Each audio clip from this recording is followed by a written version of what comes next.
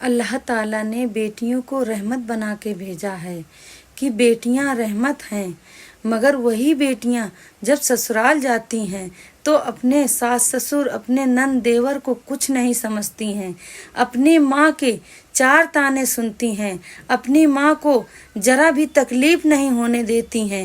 وہی بیٹیاں جو اپنی ماں کی 100 گالیاں بھی سن کے اور کہتی ہیں امی سوری، امی غلطی ہو گئی، وہی بیٹیاں جب سسرال جاتی ہیں تو اپنی ساس سے اچھے سے بات نہیں کرتی ہیں، اپنی ساس کو اپنی ماں نہیں سمجھتی ہیں اور کہتی ہیں کہ میں اپنی ماں کو خدمت کروں گی، اپنی ماں کی، اور اپنے والد کی خدمت کروں گی، اور اپنے بھائیوں سے کہتی ہیں کہ ہماری ماں کو اگر آپ نے نہیں دیکھا تو پھر سمجھ لینا۔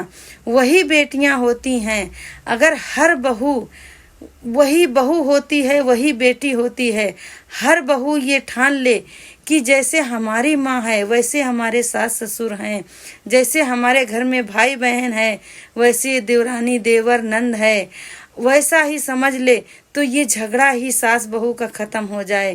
اور ہماری بہنیں کہتی ہیں کہ میرا بہت پاور ہے، میں اپنے مائکے میں اپنی ماں سے بہت پیار کرتی ہوں۔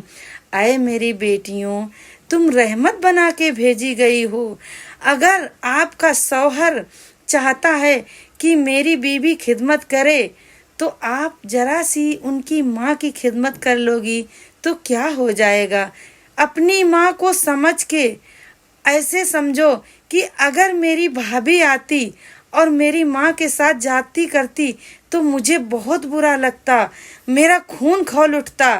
اسی طریقے سے آپ سسرال گئی ہیں تو اسی طریقے سے اپنے شوہر کی ماں کو اور ان کے والد کو ماں باپ کا درجہ دیجئے اور ان سے میٹھے بولیے اور ان کی خدمت کیجئے۔ اگر آپ کا شوہر دن رات اپنے ماں کی خدمت میں لگا رہے گا تو آپ کو پیسہ کہاں سے کمائے گا؟ آپ کی ضرورتیں کہاں سے پوری کرے گا؟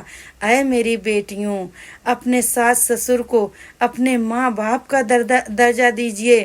مانتی ہوں کہ آپ کا حق نہیں بنتا ہے کہ اپنے ساس سسر کو دیکھو، مگر اپنی ماں کے لیے تو کر ہی سکتی ہو۔